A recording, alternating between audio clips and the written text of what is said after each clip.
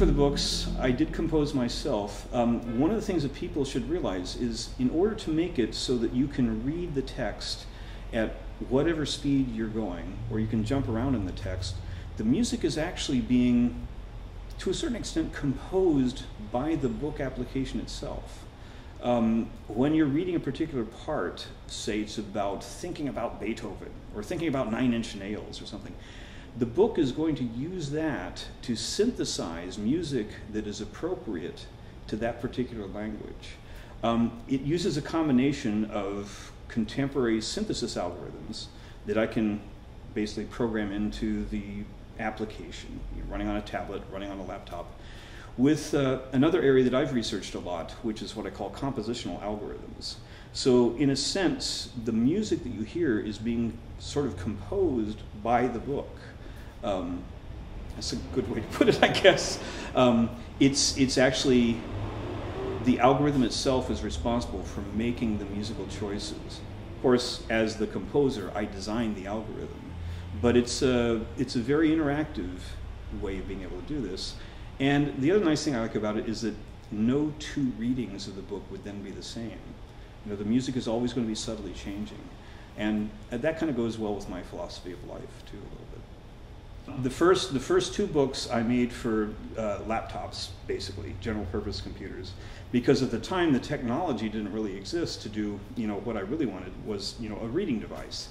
The last book you can run on iPads or Androids. I developed it specifically for Kindle tablets, Fire tablets, because that is actually the appropriate form for this.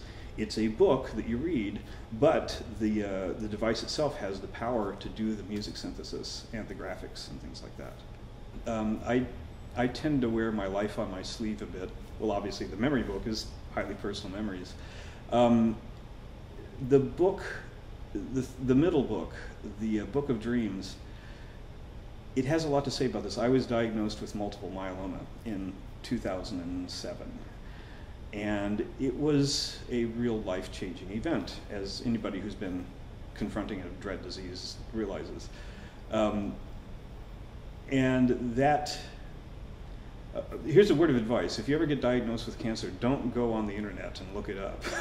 Because I thought I was going to be dead in about 18 months, because at the time that was the median survival age. But again, that's based on old statistics.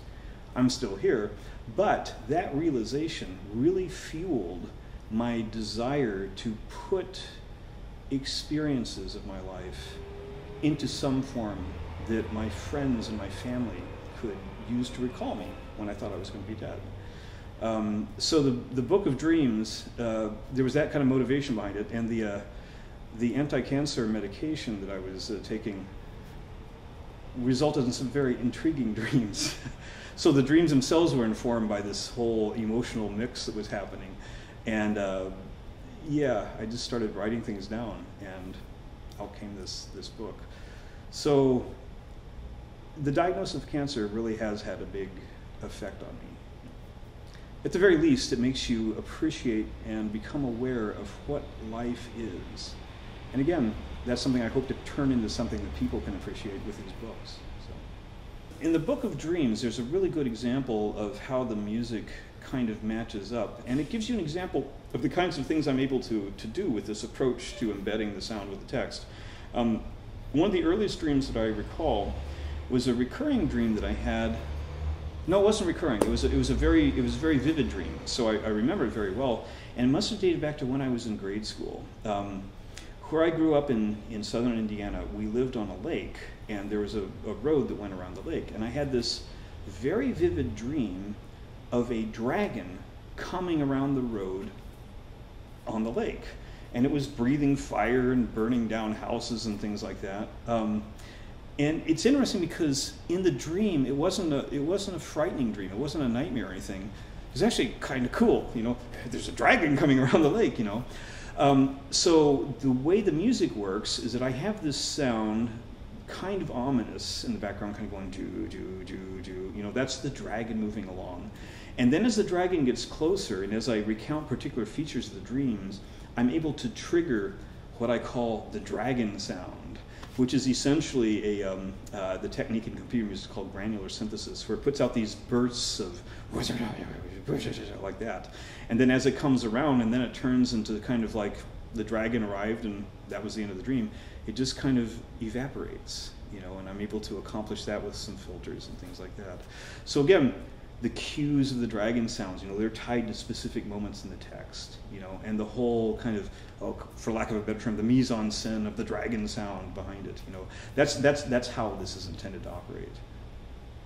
The event that's going to happen on February the 18th, I'm really thrilled by it. I really hope people come because I'm really excited by this technology, and I'm excited by the possibilities, and more than anything, I'd like for people to experience what's possible with technologies. I see a lot of books where you have a CD that you can play with it and things like that, you know, but none of them, this is one of the things I try to do with our students, is to really get them to think about what's possible with this. And on February the 18th, I'm hoping I can give one answer to that question, you know, what's possible.